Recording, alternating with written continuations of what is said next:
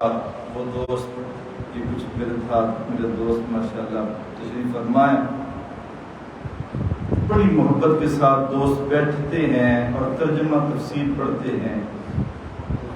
اس وقت ہمارا الحمدللہ 12واں سپارہ تفسیر کے ساتھ چل رہا ہے۔ سبحان اللہ۔ تو مفتی صاحب کی محبت کی وجہ سے میں آپ دوستوں کا شکریہ ادا کرتا ہوں کہ آپ تشریف فرمائیں۔ تو انشاءاللہ بس صرف یہ 20 منٹ کی قریب گھڑی گیا ہے سامنے، چلو مجھے پہلے تھوڑا اندازہ اور اس کے مطابق چلو۔ جی، میرے ذمہ جو مفتی صاحب نے موضوع لگایا وہ ہے مساجد کے ساتھ تعلق۔ کیا موضوع ہے؟ مساجد کے ساتھ تعلق۔ مساجد جمع ہے مسجد کی، مسجد کے ساتھ تعلق ہونا کتنا ضروری ہے، یہ آج کی گفتگو کا عنوان ہوا۔ پہلے ہم یہ دیکھتے ہیں کہ مسجد ہوتی کیا ہے۔ جی پہلے تو یہ دیکھیں نا مسجد ہوتی کیا ہے؟ وہ جگہ جہاں مالک حقیقی کی بارگاہ میں نماز ادا کی جائے، کیونکہ مسجد سجدہ سے ہے اور نماز کا ایک اہم رکن، بلکہ نماز کا اہم ترین اور افضل ترین رکن وہ سجدہ ہے۔ سبحان اللہ۔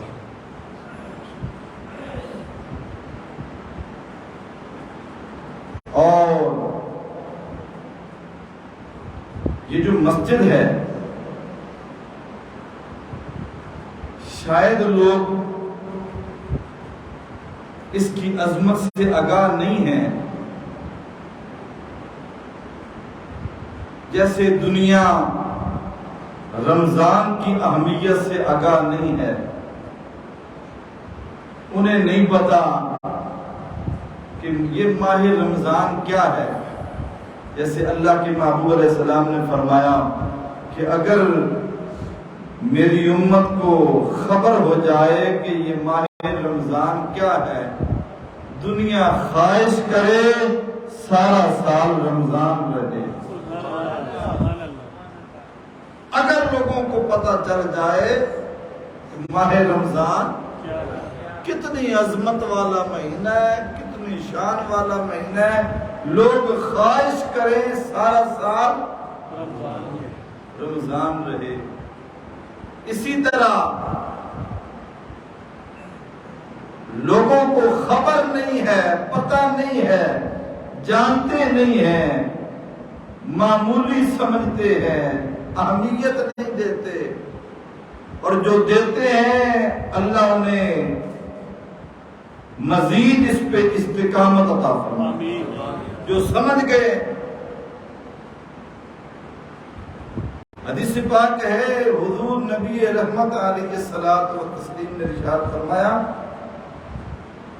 من بنا للہ مسجدا بنى اللہ لہ بیتا فی الجنہ۔ سبحان اللہ۔ ذرا بولتے رہیں گے تو پسند نہیں۔ فرمایا جس نے اللہ کی رضا کے لیے مسجد بنائی، من بنا للہ، یہ نہیں فرمایا کہ جس نے مسجد بنائی۔ تو یہاں قید مفتی صاحب تشریف فرمائے، ہر مسجد کی بات نہیں ہو رہی، جس نے مسجد بنائی اللہ اس کے لیے جنت میں عالیشان گھر بنائے گا؟ نہیں، یہ قید ہے کہ جس نے اللہ کی رضا کے لیے مسجد بنائی، اللہ کی خوشنودی کے لیے مسجد بنائی، اللہ کی محبت کے لیے مسجد بنائی، کیونکہ جب اللہ کی رضا اور اللہ کی اگر خوشنودی نہ ہو تو حضرت صاحب رب کا کلام گواہ ہے، ہر مسجد مقبول نہیں ہوتی۔ آپ ذرا بولیں گے تو میرے لیے کم از کم آسانی ہوگی۔ ہر مسجد میں نے عرض کیا مقبول وہ ہوتی ہے، یا یوں سمجھیے مسجد وہ ہوتی ہے جس میں دل سے خدا کا بھی ذکر ہو، خدا کے پیارے مصطفیٰ کا بھی ذکر ہو، وہ مسجد ہوتی ہے۔ اور جس میں نہ عظمت خدا ہو نہ عظمت مصطفیٰ ہو، وہ مکان تو ہو سکتا ہے لیکن خانہ خدا نہیں ہو سکتا۔ اور ثواب اس پہ ہے، اجر اس پہ ہے، نیکی اس پہ ملتی ہے کہ جسے خدا کی رضا کے لیے بنایا گیا۔ سبحان اللہ، سبحان اللہ، بے شک۔ یہ اللہ کے محبوب علیہ السلام کے خوبصورت الفاظ ہماری توجہ کے قابل ہیں اگر ہم اس پہ توجہ دیں گے۔ فرمایا من بنا للہ مسجدن، جس نے اللہ کی رضا کے لیے مسجد بنائی، بن اللہ لہ بیتن فی الجنہ، اللہ اس کے لیے جنت میں عالی شان گھر بنائے۔ سبحان اللہ، سبحان اللہ، سبحان اللہ۔ وگرنہ کچھ لوگوں نے ایسی بھی مسجد بنائی تھی، اللہ کا قرآن بیان کر رہا ہے، اور بنائی بھی مدینہ کے سرزمین پہ تھی۔ کہاں پہ بنائی تھی؟ مدینہ کی سرزمین پہ بنائی تھی۔ مقصود ان کا فتنہ تھا، مقصود ان کا شرارت۔ میرے رب نے حکم فرمایا، میرے حبیب ان کا مقصود خدا کی رضا نہیں ہے، اپنے مولا کی محبت مقصود نہیں ہے، لہذا خدا کو یہ مسجد بھی منظور نہیں ہے۔ بلکہ کیا حکم فرمایا میرے حبیب؟ صحابہ کو حکم دو، اس مسجد کو جو انہوں نے بلڈنگ بنائی ہے اس کو گرا دو۔ ٹھیک ہو گیا جی؟ اس کا نام مسجد درار، اور وہ مسجد مدینہ کی سرزمین پہ بنائی گئی تھی، صحابہ نے اس کو گرا دیا اور اس کی در و دیوار اور اس کی تمام چیزوں کو آگ لگا دی، نام و نشان مٹا دیا، اور دنیا کو قیامت تک آنے والے لوگوں کو پیغام دے دیا، مسجد وہ ہوتی ہے جہاں پہ عظمت خدا کا تذکرہ ہو، مصطفیٰ کریم کی عظمت و شان کے تذکرے اور شانیں بیان کی جائے، مسجد وہ ہوتی ہے۔ سبحان اللہ، سبحان اللہ، بے شک۔ احباب گرامی، رسول رحمت علیہ الصلوۃ والتسلیم کی مجلس سجی ہے، صحابہ بیٹھے ہوئے ہیں، سبحان اللہ۔ صحیح ابن حبان کی روایت ہے، صاحب مشکات نے بھی اس کو بیان کیا، سرکار جلوہ فروز ہے، حضرت ابو امامہ بیان کرتے ہیں، حضور کی مجلس میں ایک یہودی عالم آیا، ایک یہودی عالم آیا، اس نے اللہ کے نبی علیہ السلام سے ایک سوال پوچھا۔ سوال کیا تھا؟ سوال یہ تھا کہ اے اللہ کے نبی مجھے بتائیے، ای البقاء خیر، اللہ کی زمین پہ، رب کی زمین پہ سب سے بہترین جگہ کون سی ہے؟ سبحان اللہ، سبحان اللہ۔ اللہ کی زمین پہ سب سے بہترین جگہ کون سی ہے؟ سب سے بہترین جگہ کون سی ہے؟ حدیث پاک کے الفاظ ہیں فسکت رسول اللہ صلی اللہ علیہ وسلم، یہودی عالم کی بات سن کے اللہ کے محبوب علیہ السلام خاموش ہوئے، حضور نے اسے کوئی جواب ارشاد نہیں فرمایا۔ اب اس بات کا ہرگز مطلب یہ نہیں ہے کہ حضور کو علم نہیں تھا جی۔ اب اگر میں ایک مثال کے لیے چھوٹی سی بات کرنے لگا ہوں، اگر کوئی بندہ آ کے مفتی صاحب سے پوچھے کہ فجر کی کتنی رکعتیں ہیں، تو مفتی صاحب آگے سے جواب نہ دیں، خاموشی اختیار کر لیں، تو اس کا کیا مطلب ہے کہ آپ کو نہیں پتا ہے یعنی فجر کی کتنی رکعتیں ہوتی ہیں؟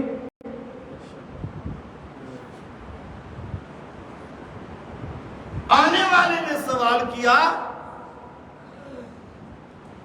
ای البقاء خیر،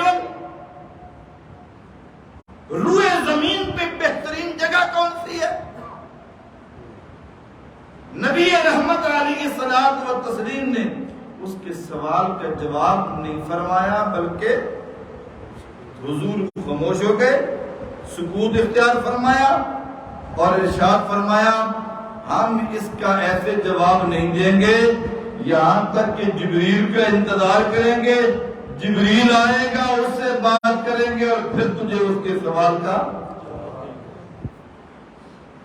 جبریل امین آئے حضور کی مجلس میں، اللہ کے نبی علیہ السلام نے جبریل امین سے پوچھا جبریل یہ بتاؤ ای البقاء خیر، اللہ کی زمین پہ بہترین جگہ کون سی ہے؟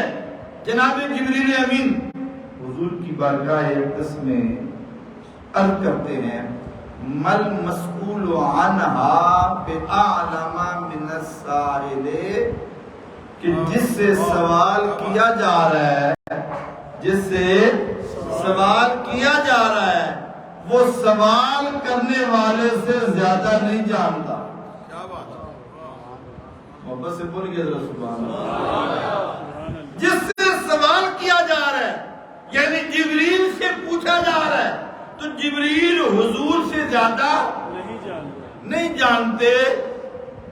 مجھے بھی اتنا ہی پتا ہے یا ایسے ہی پتا ہے جیسے سرکار کو پتا ہے،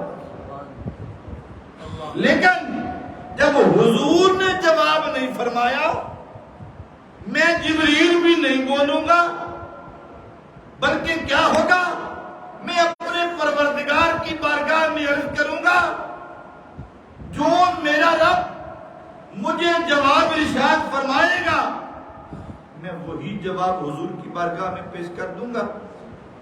جناب جبریل امین حضور کی مجلس سے جاتے ہیں، کچھ وقت گزرتا ہے، آپ پھر حضور کی بارگاہ میں حاضر ہوتے ہیں۔ اللہ کے نبی علیہ السلام نے پوچھا جبریل بتاؤ ہمارے سوال کا کیا بنا؟ جبریل امین حضور کی بارگاہ میں عرض کرتے ہیں، الفاظ بڑے قابل غور ہیں، اگر آپ توجہ کریں گے، سمجھیں گے، غور کریں گے، آپ کو بڑا مزہ آئے گا اور ایمان کی تازگی ملے گی۔ سبحان اللہ، سبحان اللہ۔ جبریل بتائیے ہمارے سوال کا کیا بنا؟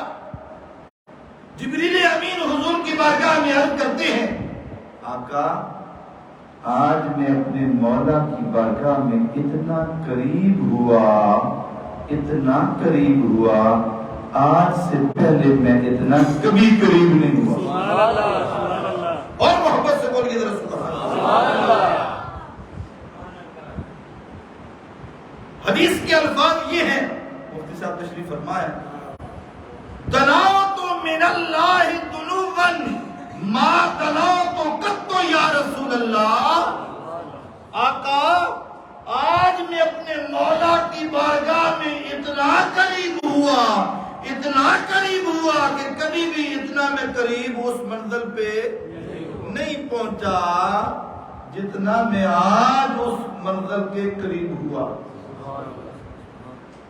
یہاں تک کہ حال یہ ہے کہ بینی و بینہ 70,000 حجاب من نور، کہ میرے اور میرے مولا کے درمیان 70,000 نور کے پردے رہ گئے.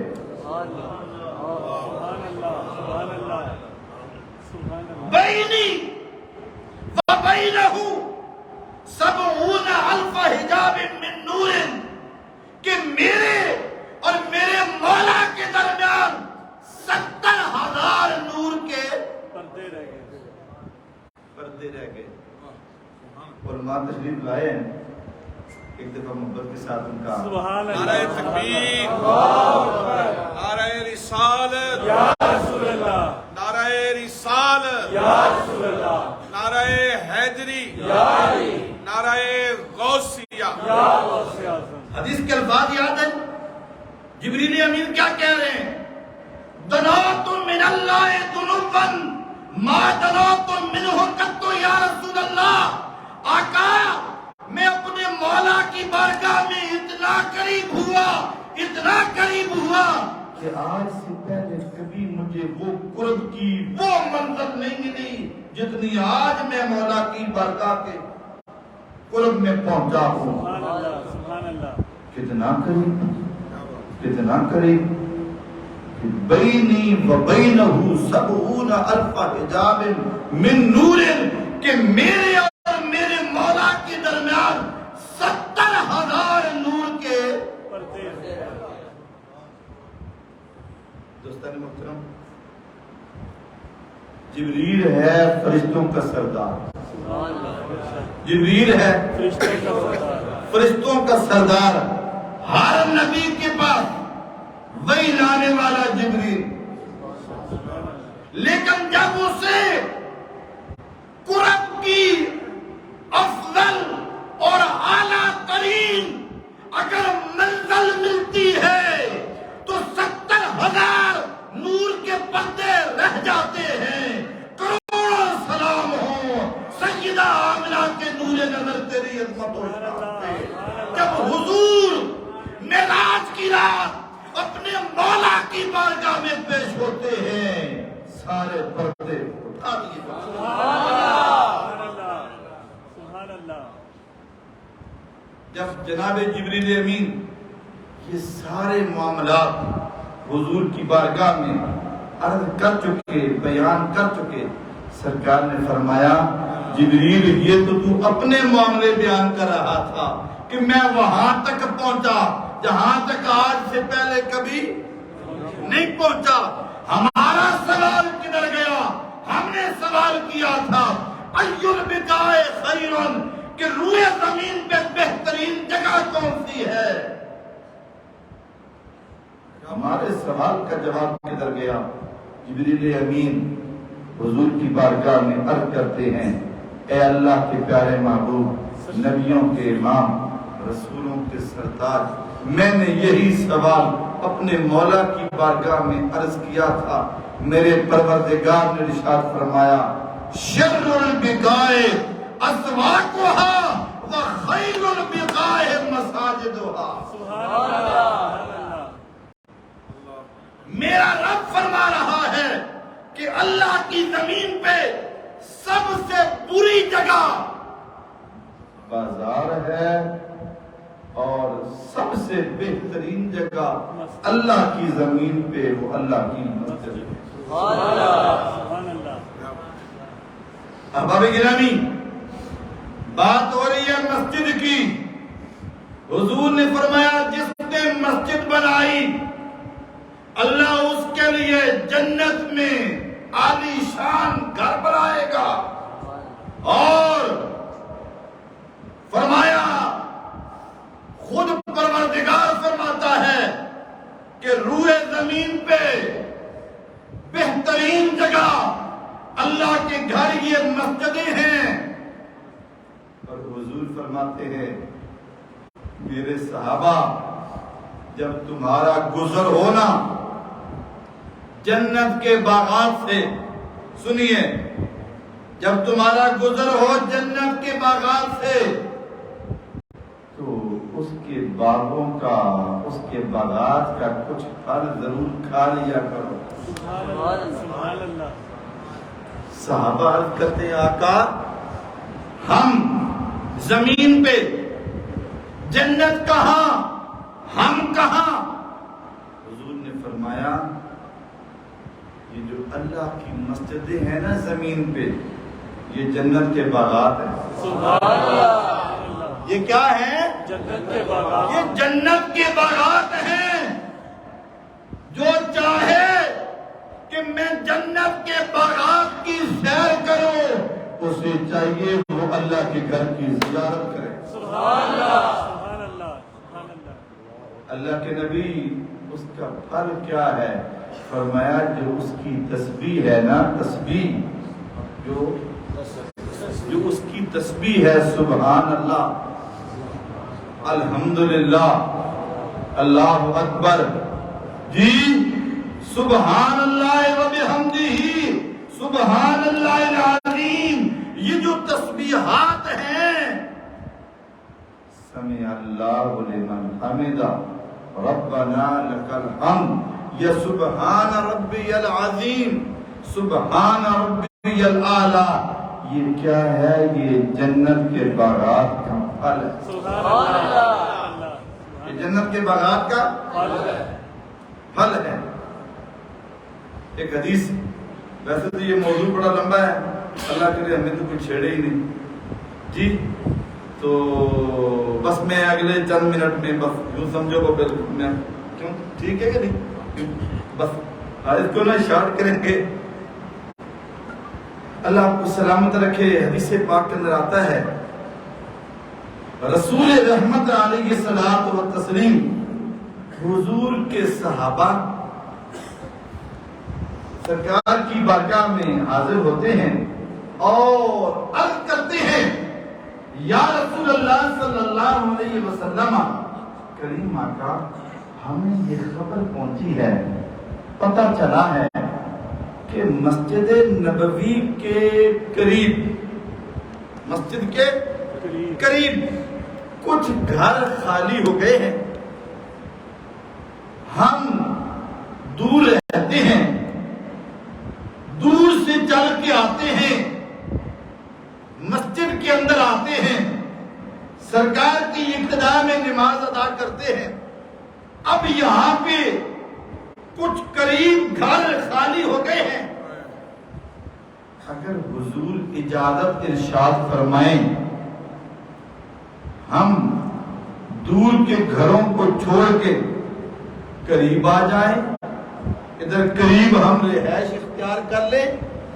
اللہ کے نبی علیہ السلام نے فرمایا نا، تم جدھر ہو ادھر ہی رہو۔ کیا فرمایا؟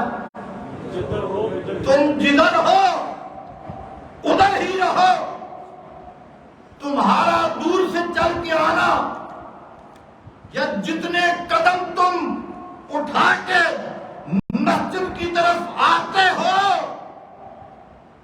پروردگار عالم کے ملائکہ تمہارے ایک ایک قدم کو لکھ رہے ہیں کہ یہ کتنے قدم چل کے اللہ کے گھر کی طرف آیا۔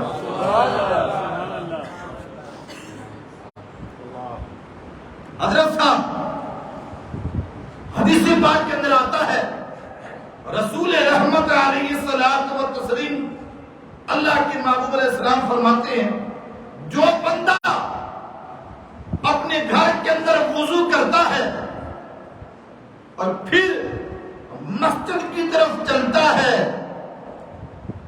ایک ایک قدم اٹھاتا ہے، میرا رب ہر قدم کے اوپر اسے اتنی زیادہ نیکیاں اور اجر اور ثواب عطا۔ مسجد میں آیا، حدیث پاک میں اب تیزی کے ساتھ کچھ احادیث کا خلاصہ آپ کی طرف کرنا چاہتا ہوں۔ مسجد میں آیا، ابھی جماعت میں وقت باقی ہے، چند منٹ یا کم و بیش وقت باقی ہے، ابھی جماعت کا ٹائم نہیں ہوا، وہ جتنے لمحے بیٹھتا ہے اللہ کے نبی علیہ السلام نے فرمایا وہ ایسا ہے جیسا وہ نماز میں ہے. وہ کیسا ہے؟ جیسا وہ نماز میں ہے. ہمیں اگر چند منٹ مل جائیں بجائے ہم تسبیح پڑھنے کے، خدا کو یاد کرنے کے، ذکر اذکار کرنے کے، ہم آپس میں باتوں میں دیگر معاملات مصروفیات میں ہم ان لمحات کو گزار دیتے ہیں. جی جبکہ حدیث پاک کے مطابق اللہ کے نبی علیہ السلام نے فرمایا جتنے لمحے وہ جماعت کا انتظار کرتا ہے ایسا ہے جیسا وہ نماز میں ہے. اور پھر جب جماعت ہو جاتی ہے، آج نفسا نفسی کا عالم ہے. ہم دیکھتے ہیں مساجد کے اندر جی رمضان شریف کا مہینہ آتا ہے، جوانوں کی ایک تعداد، بچوں کی ایک تعداد اللہ کی خاص رحمت کے ساتھ، جس نے سارا سال نماز نہیں پڑھی، میرے رب کی رحمت کے ساتھ وہ بھی مسجد کی طرف آتا ہے. لیکن اس کا حال یہ ہوتا ہے اگر خطیب صاحب، مفتی صاحب، عالم دین کوئی ضروری مسائل بیان کرنا چاہے، اسے پاکی ناپاکی کے مسائل بیان کرنا چاہے، حلال حرام کے مسائل جوانوں کے سامنے بیان کرنا چاہے، آج کے جوان ان مسائل کو سیکھنے کے لیے تیار نہیں، بلکہ جیسے سلام پھرا وہ دعا کا بھی انتظار نہیں کرتا، کہتا ہے فوراً دوڑوں میں گھر پہنچ جاؤں. جبکہ محبوب کریم علیہ السلام نے ارشاد فرمایا جس بندے نے جماعت کے ساتھ نماز پڑھی، نماز پڑھنے کے بعد وہ اپنی جگہ پہ بیٹھ گیا، رب کی تسبیح کرنے لگا، تلاوت کلام میں مصروف ہو گیا، یا اللہ کی توفیق کے ساتھ درود و سلام میں مصروف ہو گیا، اللہ کے ذکر میں مصروف ہو گیا. جب تک وہ ذکر الہی میں مصروف ہے، حضور فرماتے اللہ کے ملائکہ اس کے لیے استغفار کرتے رہتے ہیں. احباب گرامی، میں اپنی گفتگو کو ختم کر رہا ہوں، بس اگلے 1-2 منٹ کے اندر میں اپنی گفتگو کو ختم کر رہا ہوں. ایک حدیث پاک جسے امام ترمذی علیہ رحمہ نے بیان کیا، حضور فرماتے ہیں علماء ماشاءاللہ دائیں بائیں ایک بڑی تعداد